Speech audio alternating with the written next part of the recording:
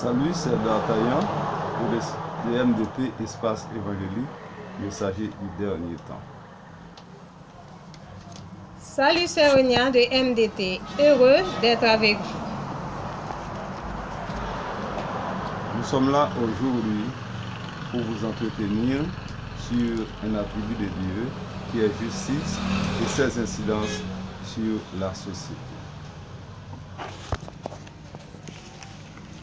La justice est un principe moral de la vie sociale, fondé sur la reconnaissance et le respect du droit des autres, qui peut être le droit naturel, l'équité, ou le droit positif, la loi.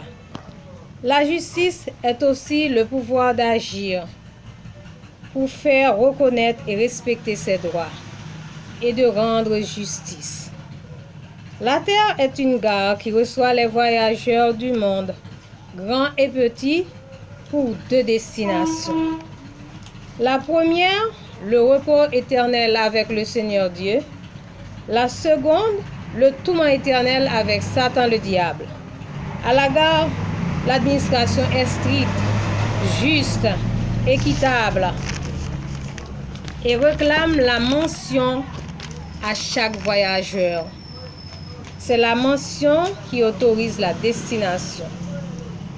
Cette mention sera la moisson de ce qu'on a semé, car l'athlète n'est pas couronné s'il n'a combattu suivant les règles. 2 Timothée 2, verset 5. Dans la plupart des grandes villes du monde, la majorité des gens ne servent pas le vrai Dieu. Mais en pratiquant la justice sociale, ils ont de quoi se nourrir. Ils ont l'équilibre et la stabilité sociale. Les pays qui pratiquent la justice sont prospères et respectés partout. Mais ceux qui ne la pratiquent pas sont livrés à leur penchant criminel, sont dans la confusion, le tourment, comme disait l'autre. L'injustice engendre la haine, la violence, la déstabilisation et la mort prématurée. Comment donc pratiquer la justice? À quel niveau la pratique-t-on? La justice la plus noble, la plus fonctionnelle, c'est servir Dieu, lui obéir, c'est rendre justice au Seigneur Dieu.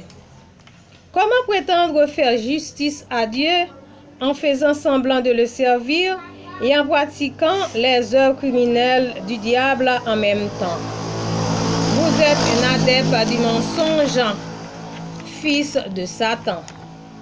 Comment prétendre rendre justice au peuple quand les pouvoirs, les élites pratiquent l'exclusion sociale, l'injustice, la corruption, le détournement des fonds, le vol, le terrorisme d'État, la justice au plus offrant dans les tribunaux, les fausses mesures dans les marchés publics?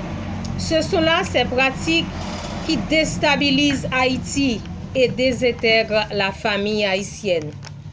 Au niveau de la famille, on ne pratique pas la justice et l'équité dans le partage, c'est la force qui prime. Dans le voisinage, les gens s'entretuent, détruisent leur élevage et leur plantation mutuellement et le bâton du pain est donc parti. Le pays est assiégé par les forces du mal. Si on ne cherche pas à pratiquer la justice et l'équité, le pays serait détruit par les esprits maléfiques. Maintenant, fuyez la colère de l'Éternel. Revenez à lui et pratiquez la justice. Le Seigneur a dit, quand je fermerai le ciel et qu'il n'y aura point de pluie, quand j'ordonnerai aux sauterelles de consumer le pays, quand j'enverrai la peste parmi mon peuple, si mon peuple sur qui est invoqué mon nom s'humilie, prie et cherche ma face, et s'il se détourne de ses mauvaises voies, je l'exaucerai des cieux, je lui pardonnerai son péché et je guérirai son pays. 2 Chroniques, chapitre 7, verset 13-14. Peuple du monde, de toute race, de toute langue, cherchez Dieu, pratiquez la justice et vous vivez.